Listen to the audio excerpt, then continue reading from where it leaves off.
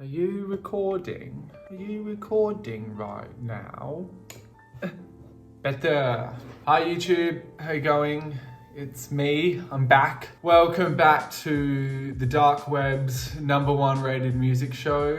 I'll be your host today. My name's Louis. Pleasure to have you. Please make yourself comfortable. Grab a drink. Today we have some great discussion points for everyone. First of all, a quick little update on how the EP and everything's going, and then followed by that, I want to talk broadly about the music industry.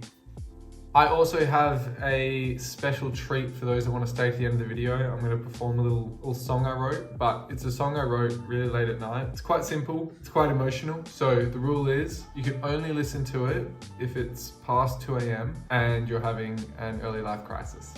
Okay? Otherwise, no, you can't listen to it. You're not allowed to. I'll ban you. You will be smitten down. Smited.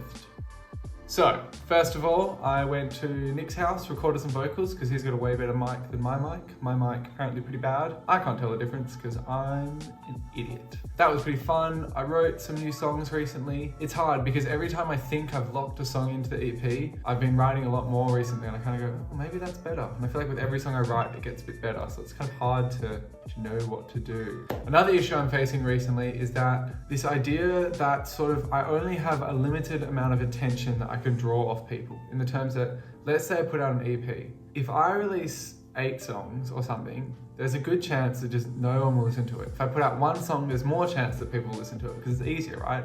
3 minutes of your day as opposed to 30 is a lot more sort of say, oh yeah, I'll give it a listen. And I feel like I'm in this middle ground where I've got this EP and I've got these like 4 or 5 songs. Do I have people's attention span enough to put in like an instrumental track at the start to kind of set the tone? Or will people listen and be like, I don't care about this song. And then they'll listen to the first song and be like, this sucks. And then they won't even listen to the other 4 songs, even though they might actually be songs they more enjoy. So part of me is thinking what I do with this EP is I just go 3 or 4 of what I believe to be my sort of like catchiest, most sort of fun, engaging songs, followed by maybe a weird one at the end to sort of show a bit of, ooh, I'm creative, ooh. I make strange music, ooh. You know, maybe that's sort of what I go with.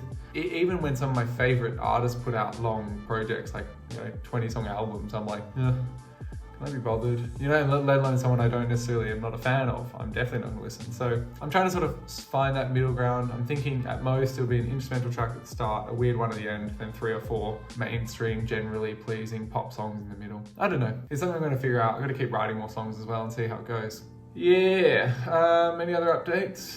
Nope, I think that's it. Okay, now, what I want to discuss today is, in general, shall we call it the music industry or the business side of music. And it's this world that I've only been exposed to very recently, and it has really sort of...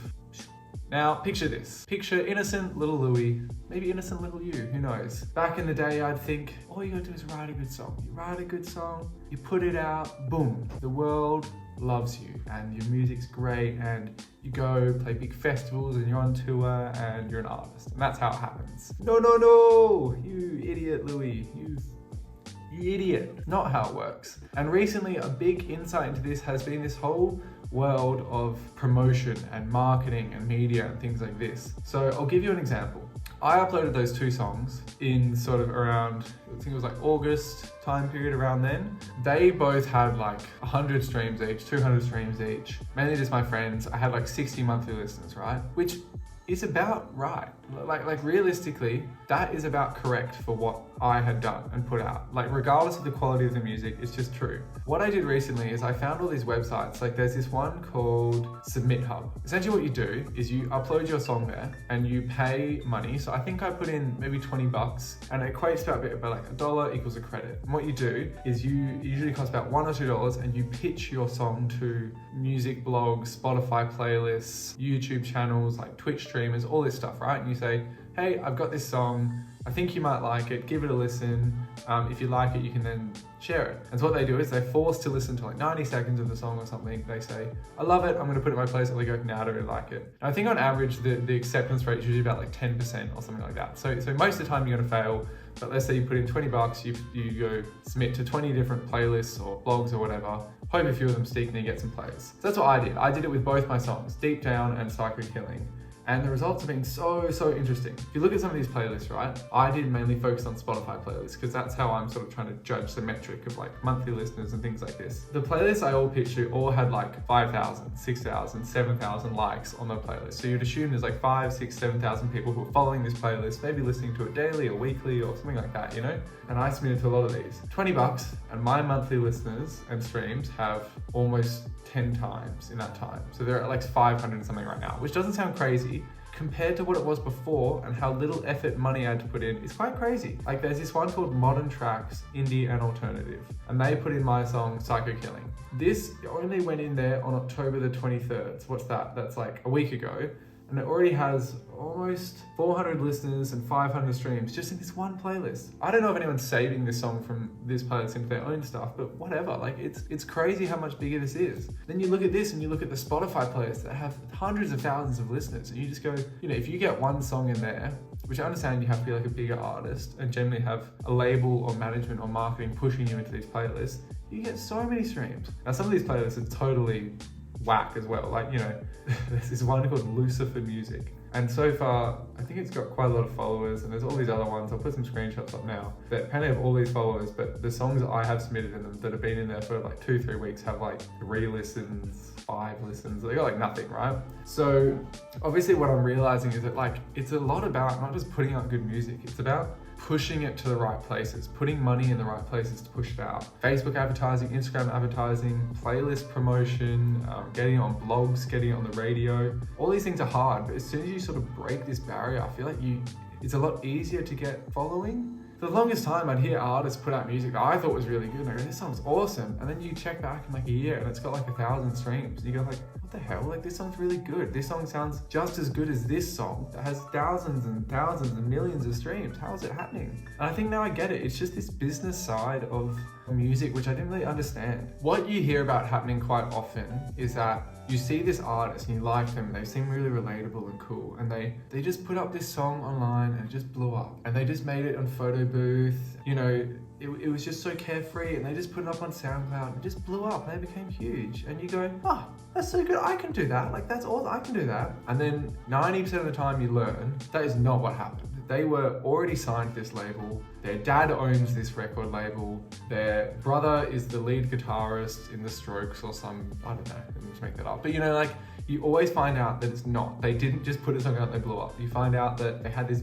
huge PR push, which made it seem so organic and natural, made it seem so easy for them to grow a fan base. It's hard to trust anything anymore in the music industry that comes across as genuine and natural and relatable, and it all seems to be pretty marketed, which is interesting. Yeah, anyway, sign me. I'm really good, really talented. Yeah, playlists, hey? My main thoughts of this upcoming EP, that as much time as I put into creating the music and spending hours listening to it, tweaking the mix and making sure the songs are good and I'm happy with them and I think people enjoy them, I think I have to put in almost just as much time, if not more, into the marketing of it, which is, it's fine, it'll be interesting, but things like this, Playlist Push and Submit Hub and all these little different mediums that I have to then consider, and making music videos and posting on Instagram and all this stuff I have to like actively do. And I think this is where the time thing comes into it. I already just have enough time basically in the week when I'm working full time to sit down some nights and make a song. Then imagine these hours of promotion you have to do. I guess this is why people hire PR people and marketers and stuff to help them. I don't know, it's super interesting. So much self-doubt, isn't that crazy? I'm gonna sneeze. It's coming summer here. It's like a lot of hay fever. A lot of pollen in the air. Super interesting stuff. I'm learning more and more every day, and it's making me both more intrigued but also more pessimistic about the whole thing. Maybe a bit more cynical about the reality of like making it as an artist and stuff. Then again, I've seen people who've done it completely organically, so I don't know, it's just something to think about. Today was a bit rambly, but I just know I gotta keep making videos, I gotta make it consistent. Here's me performing a little song. Hope you enjoy it. Bye everyone, see you next week. Imagine if you grow up. Imagine if you actually tried your best. Imagine if you just died. Imagine who would lay you down to rest. Imagine all the people. Imagine all the ones who've come before. Imagine all the failure. Imagine what it is you're living for.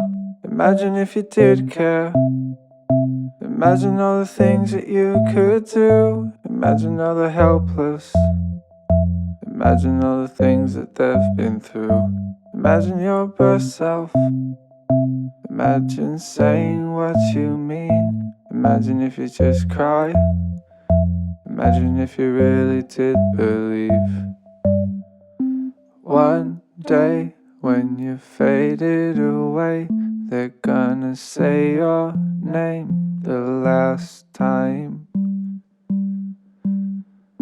How long is it going to take for you to just go and live your life?